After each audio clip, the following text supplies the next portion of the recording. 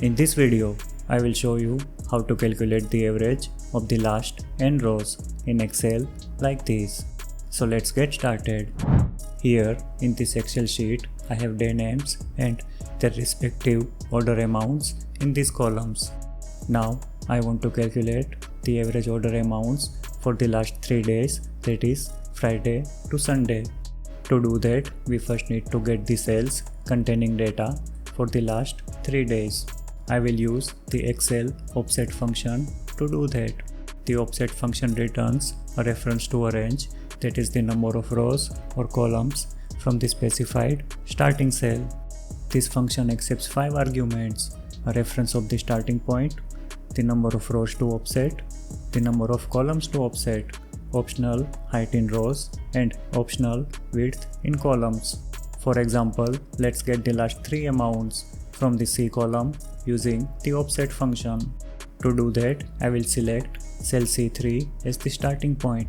Since we want the data starting from the 5th row, that is 4 rows below the starting point C3, I will specify 4 as the row offset argument. We want data from the same column, so the column offset argument will be 0. The height refers to how many rows we want from the data, so that will be 3 amount cells. I will skip the column width argument because we want data from only one column. As you can see, the offset function returned the last 3 amount cells as an array.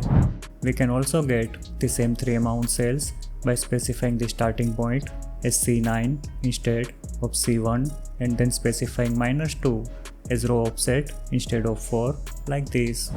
To get all the data cells from these 2 columns, that is cells B7 to C9, I will specify cell B7 as the starting point. Since we want to start from the same cell without any offset, I will specify 0 as the row and column offset arguments.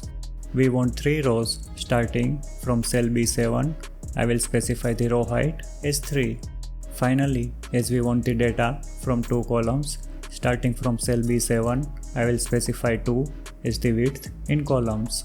As you can see, we now have all the data from the day and amount columns, 3 rows in height and 2 columns in width as an array. Since we now know how to get the last n rows from the data, calculating average is very easy. Let's type an equal sign in the target cell to start the formula. Let's first get the last 3 amount cells using the offset function. This time I will specify C7 as the first starting point argument, 0 as the row and column offsets, and then specify 3 as the row height argument. As you can see, this offset function will return the last 3 amount cells. Since we want to calculate the average of these array elements, I will simply pass this offset function as an argument of the average function like this. Hit the enter key to complete the formula. As you can see, we now have the average of the last 3 rows. Instead of hard coding the n value, we can also refer to a cell containing the n value. For example, in this Excel sheet, I have the n value defined in cell E3. I am going to specify the cell C3 as the starting point. To calculate the offset dynamically, I will first get the count of rows in the C column using the count function and then subtract the number of last rows we want from the data like this. I will specify 0 as the column offset and then select the 3 cell as the number of rows argument.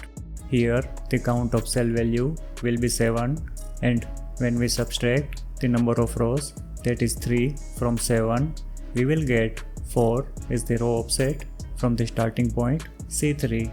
Hit the enter key to complete the formula.